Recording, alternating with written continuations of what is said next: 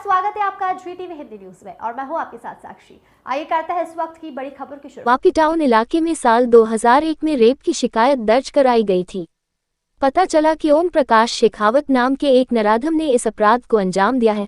Police ने तुरंत कार्रवाई करते हुए आरोपी ओम प्रकाश शेखावत को साल 2001 में ही गिरफ्तार कर लिया। इसके बाद उन्हें पारदीप जेल में रखा गया। हालांकि पुरिया की कैद के 3 महीने के भीतर वह जेल की दीवार तोड़कर भाग गया।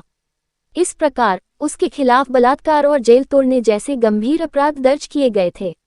2001 के बाद से पुलिस ने उसे गिरफ्तार करने के लिए कई प्रयास किए, लेकिन वह पुलिस की पकड़ में नहीं आया।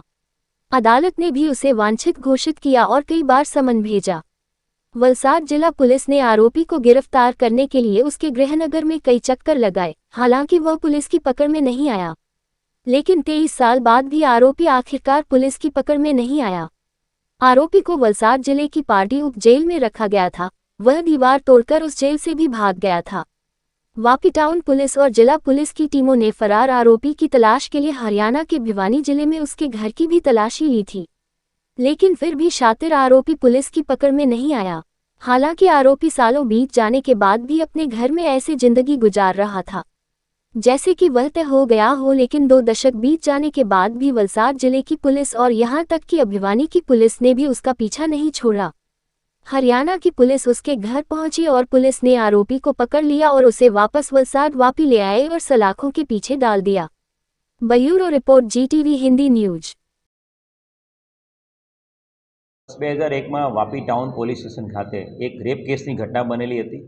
आ रेपनी घटनामां आरोपी ओम प्रकाश शेखावत आ आरोपीने ऑगस्ट 2001 में वापी टाउनना बलात्कारना गुनामां अटक करवामां આવ્યો હતો અને અટક કરી એ પારડી सब जेलमां એને રાખવામાં આવ્યો હતો। सब जेलमांथी 3 મહિનાની અંદર જ નવેમ્બરની આસપાસ ઓક્ટોબર નવેમ્બર 2001ની આસપાસ પારડી सब જેલની દિવાલમાં બાકોરું પાડીને આરોપી નાસી છૂટ્યો હતો। છેલ્લા 23 વર્ષથી આરોપી નાસી છૂટ્યો હતો અને એ જે પારડી सब જેલમાંથી ભાગ્યો એ અનુસંધાને એક અલગથી ગુનો જેલમાંથી ભાગી જવાનો ગુનો પણ પારડી પોલીસમાં દાખલ કરવામાં આવ્યો હતો।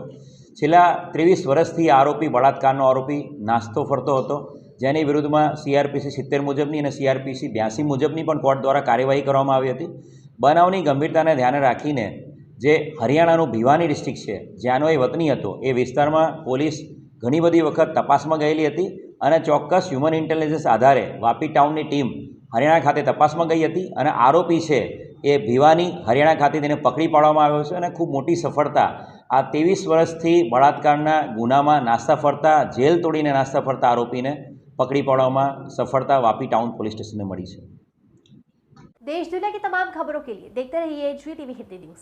चैनल को लाइक करें, शेयर करें और सब्सक्राइब करें। Welcome to our YouTube channel.